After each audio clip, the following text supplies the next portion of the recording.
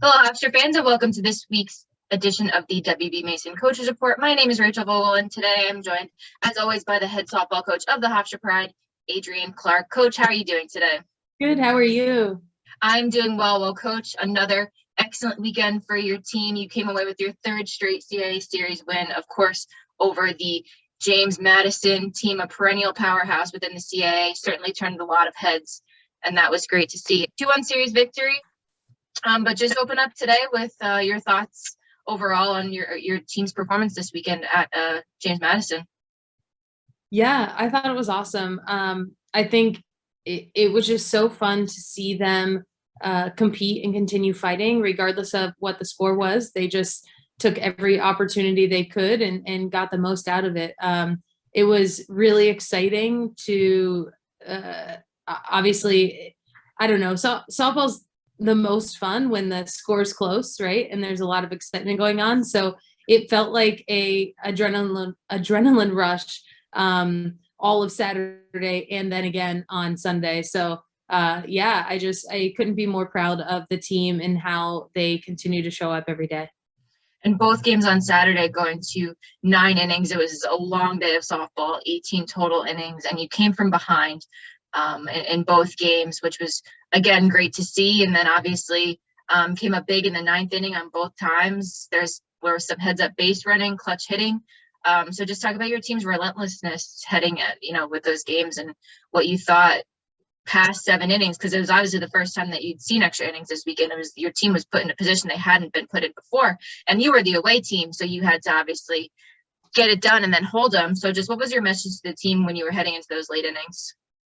Honestly, the messaging was the same as it was, before the games even started. And it was, this is a unique opportunity to really play against a top team in our conference, who has been a top team for ever since I can remember, right? And to just keep doing what they were doing, right? At one point, I think I told some of them, like, hey, don't forget to take in your surroundings. Like, this is pretty cool. We're in a tie ball game with a top team. Don't forget to take a deep breath and to embrace the moment, because if you don't take the time to enjoy it and be where your feet are, oftentimes, you won't even realize what happened, right? And so a lot of them they just took what was right in front of them. To do one of the games, it was, we scored the runs with 2 outs, and Casey, heads up base running, like to your point, she saw the ball kick and she took advantage of it. And our team is just so locked in to exposing mistakes and or capitalizing on gains, and they're able to do it without panicking and without letting the pressure get to them per se.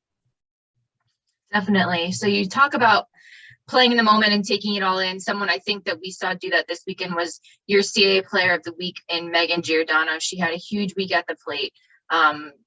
Consistently was on base, whether she was rounding the bases or walking the bases. She just got it done in many different ways. It was great to see her see the ball really well and continue how she's played really through this first conference stretch. So just talk about Megan and just how you see her as a vital part of your lineup. Yeah. She really did a phenomenal job staying locked in and seeing the ball this weekend. And she's been so locked into the process and not letting the outcomes dictate, how she continues to progress in her process. And because she's continued to take it one step at a time, she's now gotten to a point where she's seeing the ball and it looks like a beach ball. And it was really cool to kind of like see her at bats, the confidence that she exuded and the way that she carried herself. It was really impressive. And I would like to say I'm surprised, but I'm honestly not.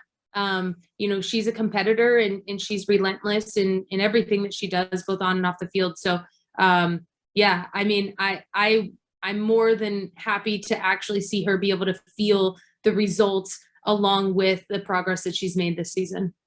And another player you relied really heavily on this past week was Julia Apsell inside the circle.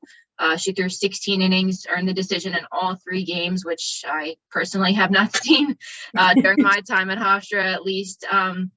But she was outstanding this past weekend. She threw, I believe it was the second game. She did not allow a hit all game, and I think over 5 innings, she didn't throw an earned run. I don't even think she gave up a run at that point, but she was absolutely stellar this weekend. And even though she suffered the loss on Sunday, threw very well on Sunday too, even though it wasn't her best. But Saturday was lights out all day long. So just talk about Julia. And you've had options inside the circle, but this just further proves your point. And just what do you think of her and her performances? Yeah, Julia, man, she really just had a phenomenal, consistent weekend for herself. And I think the thing that I took away from this weekend is that she had consistency from start to finish. And she has had some really great moments, but to see her just continue to dominate in the fashion of what she does, without fear or without any hesitation, is really remarkable.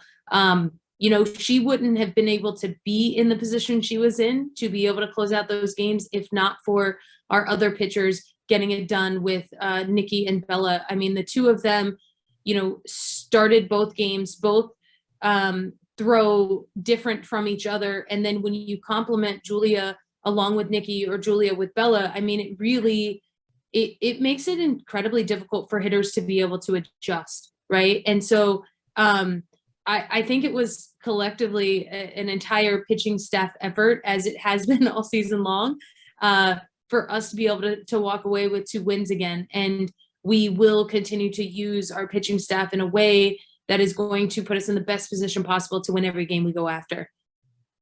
Definitely. Well, it's certainly great to see the strength inside the circle this weekend. So looking ahead, you have another, you have a single game first, Wednesday against Fordham, 6 o'clock start at Bill Edwards Stadium, but also looking forward to the weekend.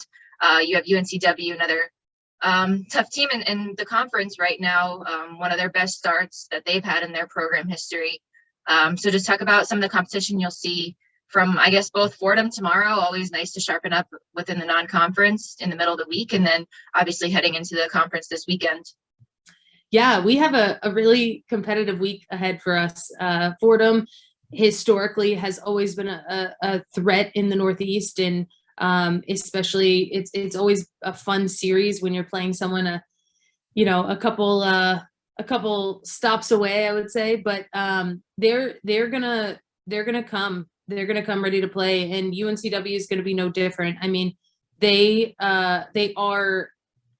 continued to progress year after year, and Christy, their head coach, is no stranger to the CAA. As actually, when I was a player, she was an assistant at JMU. So she's done a phenomenal job, and having brought on board Diego as well, it's no surprise they've continued to just kind of have success as they have continued to move through this season. So I look forward to an incredible matchup this weekend against them. I think we're going to be challenged, but I think we're going to be ready for it. And at your home field nonetheless, which is always nice. So once again, Hofstra fans, 4 home games ahead for the Pride this week. And I think we might have some good luck with the weather this time around, especially in the warmth category. So once again, Hofstra against Fordham, Wednesday, April 13th, 6 p.m. at Bill Edwards Stadium. And then this week, a Friday-Saturday series, obviously due to Easter Sunday. Friday, doubleheader starting at 12 p.m. and Saturday, a single game again at 12 p.m., April 15th and 16th. Coach, once again, congratulations on a great weekend. Wish you the best of luck as you enter the next stretch. And thank you for speaking to me today. Thanks so much. And that was head softball coach Adrienne Clark, and you've been watching the W. Mason Coaches Report on GoHofstra.com.